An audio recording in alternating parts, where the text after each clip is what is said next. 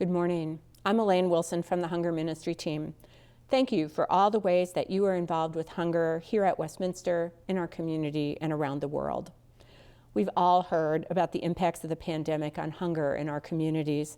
Today, we'd like to share in more detail how our partner Groveland Food Shelf has responded to the needs, adapted to the realities of serving in the time of COVID, and expanded their reach through new partnerships. 2020 was an interesting year. It's been a busy 9 or 10 months. In early March, we had a board meeting. And so I said, I don't exactly know what's going to happen with COVID, but I think maybe we should start thinking about how we'll handle it if it hits Minnesota. And a week later, everything was shut down. Very quickly, we moved outside.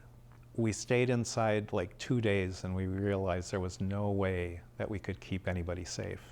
We took up almost the whole block with produce, canned goods, handing out meats and milks and eggs at our entrance. We actually only moved indoors February 3rd. So it's been cold many times, and we've had to work to keep the food from turning into blocks of ice. The food shelf almost immediately started seeing many more people. I think in March we were up to about 3,800 people, and then in April it went to 4,000. And since then it's been bouncing around between 5,000 and 6,000 per month. We were seeing about 1,500 visits prior to COVID. You would think it would have been difficult for us to feed all those people, but we had several things happen. Donations were actually very good this year. Minnesotans have been extremely generous. I think that's a Minnesota thing. I don't know. Yeah. Hopefully it's worldwide, but Minnesota people has a tendency to do a lot of volunteering. We doubled our staffing. It's helped us have reliable help where we had difficulty finding volunteers. We were able to get a grant for a new van, and that's made a huge difference. Groveland, it may be one of the only food shelves that still has kept its choice model, where we allow people to pick their own food. Almost every other food shelf went to a model where they just packaged up food and handed out bags to people. What it did is it left a lot of grocers in the cold. All of a sudden they didn't have food shelves picking up from them. They no longer took surplus.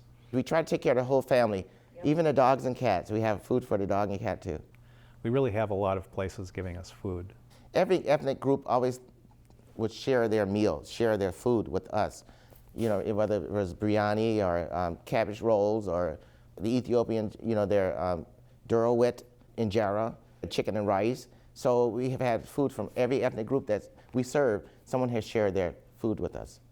It's been an amazingly interesting year, because we've been forced to adapt, and I think we've been up to the challenge. People that are in poverty, they have to be resilient.